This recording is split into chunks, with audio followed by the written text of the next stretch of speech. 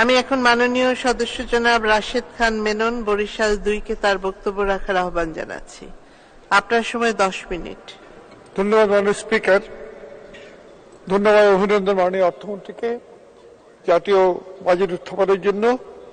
মাননীয় অর্থমন্ত্রী বিশ্ববিদ্যালয় জীবনে আমার সিনিয়র ভাই। আমরা যখন অর্থনীতি বিভাগে সেই সময় পাকিস্তানের 22 পরিবারের সম্পদ কুক্ষিগত করার বিরুদ্ধে, আঞ্চলিক বৈষম্য ও বড়লোক গরিবের বৈষম্যের বিরুদ্ধে লড়াই করেছি, তিনি তার সাথী ছিলেন। আমি আশা করেছিলাম 60-এর দশকের সেই, এবং তিনি কূটনীতি ক্ষেত্রেও একজন সফল এবং অনন্য ভূমিকা তিনি রেখেছেন। আমি আশা করেছিলাম সেই 60-এর দশকের নৈতিকতা এবং মুক্তিযুদ্ধের নৈতিকতার ভিত্তিতে তিনি একটি সাহসী বাজেট এখানে উত্থাপন করবেন।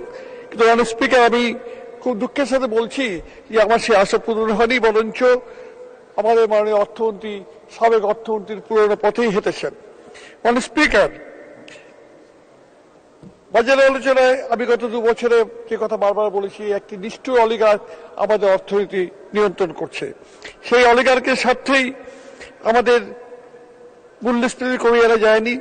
দ্রব্যমূল্যের খেলাফি ঋণের, দ্রব্যমূল্যের ঊর্ধ্বগতি, দুর্নীতি, অর্থ পাচার, ব্যাংকিং খাতে লুট, রাজ্য ও খেলাফি ঋণের বিশাল পাহাড় অর্থনীতিকে ভঙ্গুর অবস্থায় উপনীত করেছে। মাননীয় স্পিকার, এর থেকে অর্থনীতিকে পুনরুদ্ধার জন ও রাষ্ট্রীয় জীবনে স্বস্তি ফিরিয়ে আনাই ছিল বর্তমান সময়ের জরুরি কর্তব্য। কিন্তু সেই লক্ষ্যে বাজেটে কোনো কার্যকর ব্যবস্থা দেখা যায়নি। মাননীয় স্পিকার, বাজেটে উল্লেখ করা হয়েছে আওয়ামী লীগের নির্বাচনী ইশতেহারের কথা, আমি কিন্তু তার কোনো মিল এখানে খুঁজে পাইনি। মাননীয় স্পিকার, বাজেটে মূল্যস্ফীতি সম্পর্কে বৈশ্বিক সংকটের কথা বলা হয়েছে, কিন্তু এই একই বৈশ্বিক পরিস্থিতিতে শ্রীলঙ্কা ও ভারত সেই মূল্যস্ফীতি কমিয়ে এনেছে কি, এবং বাংলাদেশ সেটা পারেনি। কেন পারেনি সে কথা বাজেটে কিন্তু উল্লেখ নাই। মাননীয় অর্থমন্ত্রী বাজেট উত্তর সংবাদ সম্মেলনে তিনি আমাদেরকে 6 মাসের মধ্যে মূল্যস্ফীতি কমিয়ে আনার আশা দিয়েছেন। আমরা ধৈর্য ধরে অপেক্ষা করব। আমি প্রস্তাব করছি যে 6 মাস পরে এই সংসদে এই মূল্যস্ফীতির বিষয়ে যেন আমরা একটি পূর্ণাঙ্গ বিতর্ক অনুষ্ঠানের ব্যবস্থা করি। মাননীয় অর্থমন্ত্রী যেন সেখানে তার পূর্ণাঙ্গ বক্তব্য আমরা যেন অংশগ্রহণ করতে পারি। মাননীয় স্পিকার, মূল্যস্ফীতির অভিঘাত সাধারণ মানুষকে বহন করতে হয়। এই উচ্চ মূল্যের কারণে মানুষ এখন সঞ্চয় ভেঙে তার সংসারের খরচ মেটাচ্ছে, তাদের খাদ্য তালিকার জিনিসপত্র কমিয়ে আনছে। এই বাস্তবতার আলোকেই মাননীয় অর্থমন্ত্রী তিনি কিছু আমদানি করে নিত্য প্রয়োজনীয় জিনিসের উপরে শুল্ক কমিয়ে দিয়েছেন। এই জন্য তাকে ধন্যবাদ। এবং এই ইতিবাচক পদক্ষেপ যদি বাজারে প্রভাব ফেলতে পারত তাহলে খুব খুশি হতাম। কিন্তু মাননীয় স্পিকার, আমরা দেখেছি এর কোনো প্রভাব বাজারে নেই, বরঞ্চ উল্টো বাজার সিন্ডিকেট সে আগের মতোই দ্রব্যমূল্য নিয়ে খেলা করছে, মানুষকে তার শিকারে পরিণত করছে। সরকার স্বীকার করছেন যে সিন্ডিকেট রয়েছে, কিন্তু সেই সিন্ডিকেট ভাঙার কোনো উদ্যোগ আমরা কিন্তু দেখি না। বরঞ্চ বাজারে পরোক্ষ করে বিস্তৃত বোঝার যে প্রস্তাব করা হয়েছে তা বাজারের উপরে এসে পড়বে এবং সেটা সাধারণ মানুষকে বহন করতে হবে। মাননীয় স্পিকার, এক্ষেত্রে টিসিবির ডিলারশিপ বাড়িয়ে দেওয়ার কথা বলা হয়েছে 1 কোটি ফ্যামিলি কার্ডের কথা। এটা ঠিক যে এর ফলে গরিব মানুষের কিছু অংশ সুবিধা পাবে, কিন্তু নিম্নবিত্ত এবং মধ্যবিত্তের বিশাল অংশ তারা কিন্তু এর সুফল ভোগ করবে না। এই ক্ষেত্রে আমি বঙ্গবন্ধু স্বাধীনোত্তরকালে সেই পরিস্থিতিতে যে স্ট্যাটুটরি রেশনিং এবং মডিফাইড রেশনিং চালু করেছিলেন, আমি সেটা চালু করার কথা বলছি। এখন আর আমাদের এর জন্য বিদেশের দিকে 480 গমের দিকে তাকিয়ে থাকতে হবে না। আমাদের খাদ্য দিয়েই আমরা এই রেশন ব্যবস্থা, আমাদের উৎপাদন দিয়ে এই রেশন ব্যবস্থা আমরা চালু করতে পারি। মাননীয় স্পিকার, আমি আর কিছু না হোক মাননীয় অর্থমন্ত্রীকে শ্রমিকাঞ্চলের রেশনিং ব্যবস্থা চালু করার জন্য অর্থমন্ত্রীকে স্মরণ করে দেব। মাননীয় স্পিকার, আপনি জানেন বঙ্গবন্ধু শেষ সময় পর্যন্ত বৈষম্যের বিরুদ্ধে কথা বলেছেন। তার সেই বাংলাদেশ এখন উচ্চ বৈষম্যের দেশ, কিন্তু তার স্বীকৃতি বাজেটে নেই। সরকারি পরিসংখ্যান মতেই দেশের উপরে 10 ভাগের হাতে বাংলাদেশের সম্পদের 41 ভাগ কেন্দ্রীভূত, আর নিচে 10 ভাগের হাতে রয়েছে 1.31 ভাগ মাত্র। নিউ ইয়র্কের গবেষণা প্রতিষ্ঠান ওয়েলথেক্সের হিসাব অনুযায়ী বাংলাদেশ এখন ধনী উৎপাদনে পৃথিবীর নেতৃস্থানে। বাংলাদেশ ব্যাংকের পরিসংখ্যান অনুযায়ী 2023 সালের শেষ ভাগে কোটিপতি ব্যাংক অ্যাকাউন্টের সংখ্যা দাঁড়িয়েছে 1,13,586 কোটি 586, যেটি মাত্র 2000 সালে ছিল 3,442টি। ওই হিসাব অনুযায়ী এই কোটিপতিদের 1 ভাগ ব্যাংকের মোট আমানতের 43.45 ভাগের মালিক। একথা বলা হয়ে থাকে বাংলাদেশের এই অবাক করা ধনী উৎপাদনে ঈর্ষান্বিত না হয়ে এটাকে ভালোভাবে নেওয়া উচিত। এই ধনী নিচের দিকে ট্রিকল ডাউন করবে। কিন্তু মানুষ স্পিকার, এই যুক্তি গ্রহণ করা যেত যদি এই সম্পদ দেশে বিনিয়োগ হতো, কিন্তু এই সম্পদ দেশে বিনিয়োগ না হয়ে বিনিয়োগ হচ্ছে দেশের বাইরে। মার্কিন ফাইন্যান্সিয়াল ইন্টিগ্রিটি ইনস্টিটিউশন দেখিয়েছে যে বছরে $7 বিলিয়ন বাংলাদেশ থেকে পাচার হয়ে যাচ্ছে। মানে স্পিকার, এই বিনিয়োগ হচ্ছে কানাডার বেগমপাড়ায়, মালয়েশিয়ার সেকেন্ড হোমে, সিঙ্গাপুর, দুবাইয়ের আধুনিক শপিং মল, রিয়েল এস্টেটের হুন্ডি ব্যবসায়। এই টাকার লভ্যাংশ দেশে ফিরিয়ে আনা যাচ্ছে না। পাচারকৃত টাকা ফিরিয়ে আনা কোনো উদ্যোগ নাই। অথচ প্রবাসীরা বিদেশে হাড়ভাঙা খাটুনি করে যে আয় দেশে পাঠায়, তার উপর কর বসানো হচ্ছে। তাদের বিদেশ যাত্রা নিয়ে হাজার হাজার কোটি টাকা হাতিয়ে নেওয়া হচ্ছে। মানে স্পিকার, এই অর্থ সম্পদ উপার্জনের অন্যতম মাধ্যম হচ্ছে ব্যাংক থেকে টাকা নিয়ে তা ফেরত না দেওয়া। ব্যাংক লুট ও দুর্নীতি। 2009 সালে 22,481 কোটি টাকার খেলা ফিরিয়ে এখন 1,82,000 কোটি টাকা।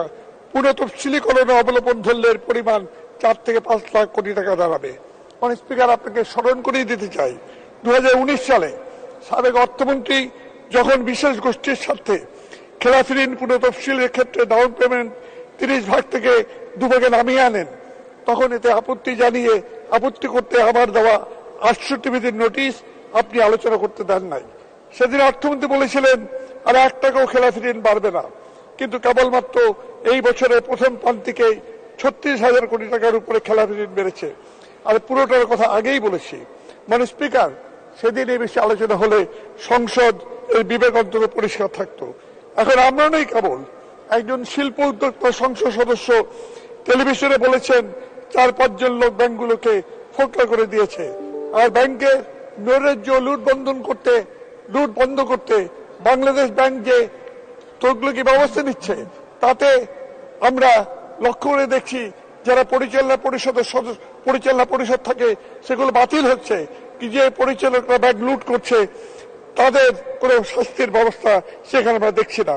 মাননীয় স্পিকার, আমি এই প্রসঙ্গে দেশের সর্বগ্রাসী দুর্নীতি সম্পর্কে আপনার দৃষ্টি আকর্ষণ করতে চাই। বিএনপি আমলে বাংলাদেশ দুর্নীতিতে 5 বার চ্যাম্পিয়ন হয়েছে। তার বিরুদ্ধে আমরা লড়াই করেছি। মাননীয় স্পিকার, এই দুর্নীতি দুর্বৃত্তনের বিরুদ্ধেই আমরা 14 দলের কর্মসূচি নিয়ে আন্দোলন করেছিলাম। সেই সময় আমি বিভিন্ন লেখায় দেখিয়েছিলাম দুর্নীতি বন্ধ করতে পারলেই আমাদের প্রবৃদ্ধি 2.5 ভাগ বৃদ্ধি পেত। কিন্তু বিএনপি আমলের দুর্নীতির সূচকের থেকে শীর্ষস্থান থেকে সেই কলঙ্ক থেকে আমরা মুক্তি পেয়েছি ঠিকই, কিন্তু এখনো আমরা সেই সূচকে শীর্ষ 10-এর মধ্যে রয়েছি। বরং রাষ্ট্রীয় ক্ষমতার অপব্যবহার করে দুর্নীতি সম্পত্তি যে চিত্র বেরিয়ে আসছে তা দেশের ভাবমূর্তি কেবল নয়, সরকারি বিভিন্ন প্রতিষ্ঠান সম্পর্কে জনমনে অনাস্থা সৃষ্টি করছে। একথা এখন আর অস্বীকার করার উপায় নাই যে সাবেক পুলিশ প্রধান ও সেনা প্রধানের দুর্নীতি চিত্র হিমশৈলের অর্থাৎ আইসবার্গের টিপ অফ আইসবার্গ মাত্র, ক্ষুদ্র পরিভাগ মাত্র। এখনো বিশেষ ব্যবস্থা গ্রহণ করে দুর্নীতি বিস্তার রোধ করা না গেলে হিমশৈলের ধাক্কায় দেশের উন্নয়ন অগ্রগতির সলিল সমাধি হবে। কিন্তু দুর্ভাগ্য হলো মাননীয় স্পিকার, আমরা দেখলাম বরং এখানে পুলিশ স্টেশন থেকে সাংবাদিকদের দুর্নীতির খবর প্রকাশ করার জন্য ধমক দেওয়া হয়েছে। অনেক মন্ত্রী এই তথ্যগুলোকে অনুমান ভিত্তিক বলে অভিহিত করছেন, ডিফেন্ড করছেন। মানে স্পিকার, আমি এই প্রসঙ্গে দুর্নীতি বিরোধী অভিযানে চীনের উদাহরণ আনবো। সেখানে পলিট ব্যুরোর সদস্যকে পদচ্যুত করে যাবজ্জীবন কারাদণ্ড দেওয়া হয়েছে। ভিয়েতনামের বিলিয়নিয়ার ব্যাংকারকে মৃত্যুদণ্ড দেওয়া হয়েছে। আমি সে পর্যন্ত যাব না। আমি কেবল বলবো দুর্নীতির এই মহোৎসব বন্ধ করতে এখনই বিশেষ কমিশন গঠন করে দুর্নীতিবাজদের বিরুদ্ধে বিচার করা হোক, তাদের অর্থ সম্পদ বাজেয়াপ্ত করা হোক এবং কঠিনতম শাস্তি দেওয়া হোক।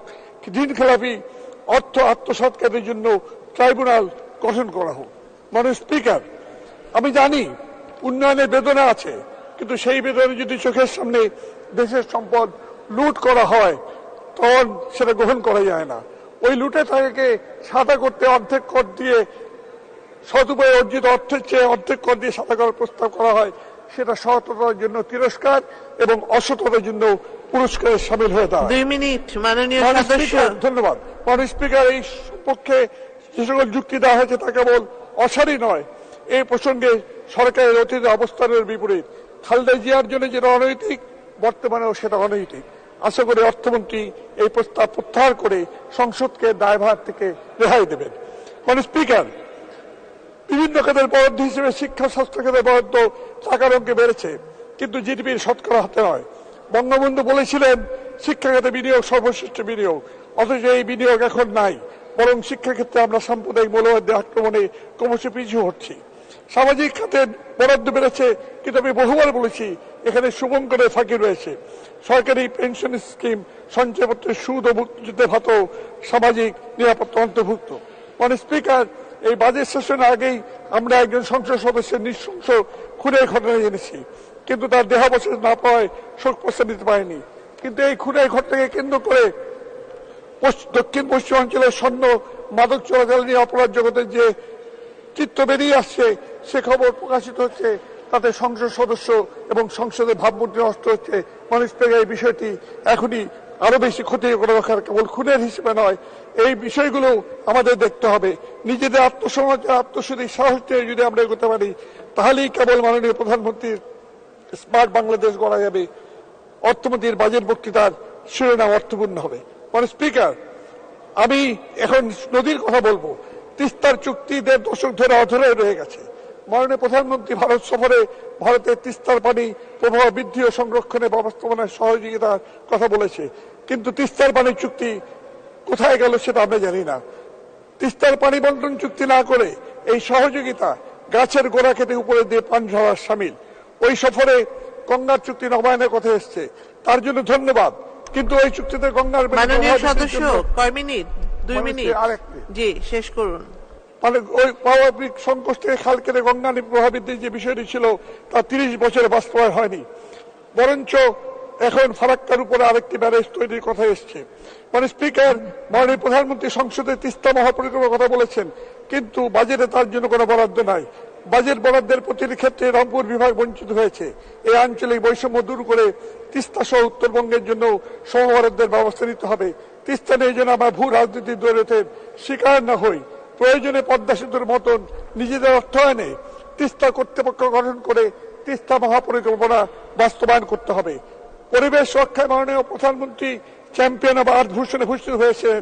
জলবায়ু পরিবর্তনের লড়াইয়ে পৃথিবীতে তার নেতৃত্ব অব্যাহত থাকবে, সেই আশা করছি। মাননীয় স্পিকার, আমি এখন দক্ষিণাঞ্চল অঞ্চল থেকে নির্বাচিত সংসদ সদস্য। সেইখানে পদ্মা সেতু আমাদের অর্থনীতিকে এগিয়ে নেওয়ার ক্ষেত্রে বিশাল ভূমিকা পালন করবে, কিন্তু ভোলা থেকে গ্যাস যদি না আনতে পারি এবং ঢাকা থেকে যদি কুয়াকাটা পর্যন্ত, ভাঙ্গা থেকে কুয়াকাটা পর্যন্ত যদি 6 লেনের রাস্তা না হয়, তাহলে সেই অর্থনৈতিক অগ্রগতি থমকে দাঁড়াবে। আবার বাড়িরপাড়া উপজেলার সন্ধ্যা নদীর উপরে সেতু নির্মাণ, এটি একটি জরুরি বিষয় হয়ে দাঁড়িয়েছে। কেবল তাই নয়, মাননীয় স্পিকার, আজকে দক্ষিণাঞ্চলের সমস্ত জেলাগুলোকে আজকে এই ঝুন্নিয়ার রেমালে যে আঘাত এসছে, তাতে মাছের ঘেরের যে ক্ষতি হয়েছে, গরুর খাবারের এবং পোলট্রির যে ক্ষতি হয়েছে, তার ক্ষতিপূরণের জন্য ব্যবস্থা নেওয়ার জন্য আমি মাননীয় প্রধানমন্ত্রী এবং পানি সম্পদ মন্ত্রী, দুর্যোগ ব্যবস্থাপনা মন্ত্রীর দৃষ্টি আকর্ষণ করছি। মাননীয় স্পিকার, আমি আমার কথা না বাড়িয়ে আমি কেবল এই কথা বলে শেষ করব। বাংলাদেশ এগিয়ে চলেছে, বাংলাদেশ এগিয়ে যাবে, তবে নিশ্চিত হবে দুর্নীতি, দুর্বৃত্তায়ন, অর্থনৈতিক নৈরাজ্য, ব্যাংক লুট, সেগুলোকে দূর করতে পারলেই কেবল আমরা এগিয়ে সম্ভব করতে পারবো। আপনাকে অসংখ্য ধন্যবাদ মাননীয় স্পিকার। ধন্যবাদ। ধন্যবাদ মাননীয় সদস্য। আমি এখন